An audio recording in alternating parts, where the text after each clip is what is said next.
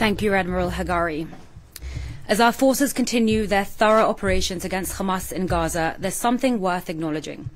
Hamas's use of civilians as human shields forces the IDF to fight under circumstances that few militaries, if any, have faced in the history of modern urban warfare. We are defending ourselves from Hamas, a savage enemy that intentionally blends itself within the civilian population in Gaza and is hiding our hostages among them too. So while we fulfill our pressing mission of pursuing Hamas terrorists with force, we do so while operating with caution and care to minimize harm to the civilians that Hamas is hiding behind, all while urgently looking for our hostages being held in Hamas captivity in those same areas. The complexity posed by such a mission was evident on Friday, December 15th, when our soldiers found themselves in the devastating situation of mistakenly shooting the very hostages they were meant to save.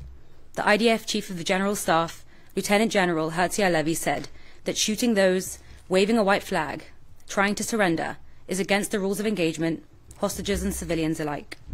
We cannot lose sight of how we got here, who put us in this situation in the first place. Hamas seeks to blur the very lines that humanity dictates, the lines that distinguish between terrorists and the civilians that should be protected. It's sometimes difficult to comprehend, difficult to fully fathom the lengths at which Hamas is willing to go in order to kill Israelis. They will use any and every tool at their disposal, whether it is a hospital, a mosque, a child's bedroom, or even their own civilians. This is Hamas. This is who we're dealing with. And at the same time, Hamas knows who they're dealing with. They know very well that the IDF is committed to international law and values. So Hamas goes to great lengths to use this against us. Hamas is weaponizing international law. Hamas is using our humanity to wage war. Here are just a few examples from the last few days alone. Mere days before the tragic incident in which our hostages were mistakenly shot, Hamas tried to lure IDF soldiers into a trap.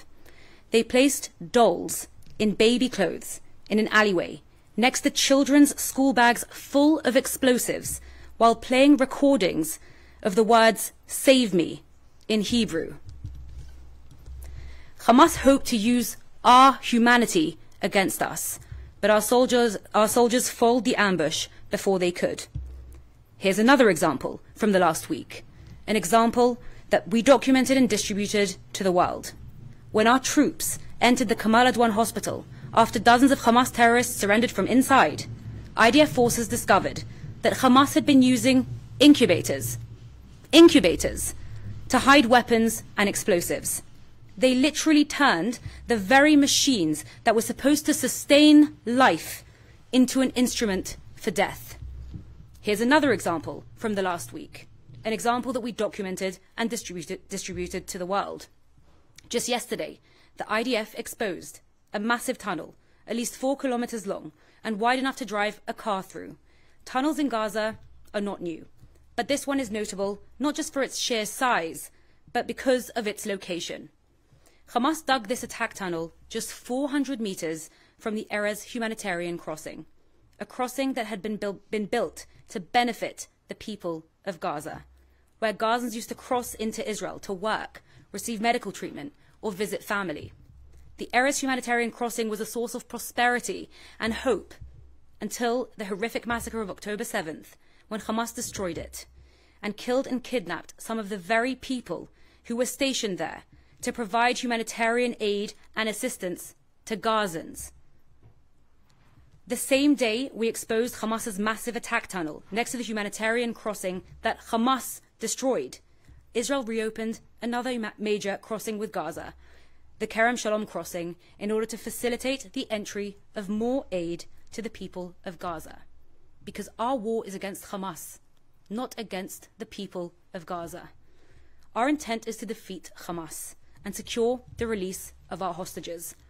Hamas's intent is the tragic suffering of civilians in Gaza and Israel in this war that Hamas started. Indeed, there are vast challenges when fighting an enemy like Hamas. Within these excruciatingly complex circumstances, we do our best to conduct our operations as carefully and as professionally as possible.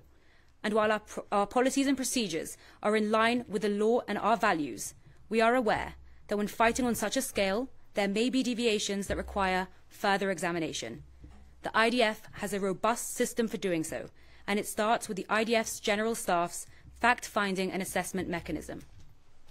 The mechanism is independent from the forces involved in the fighting and has already started working on impartial examinations.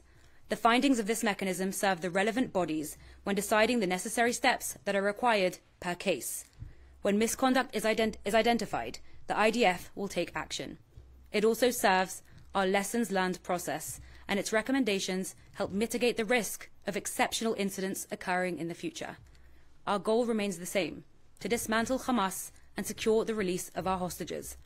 While this mission is urgent, we will continue to fulfill it with care and with a commitment to the sanctity of life, both Israeli and Palestinian. Thank you.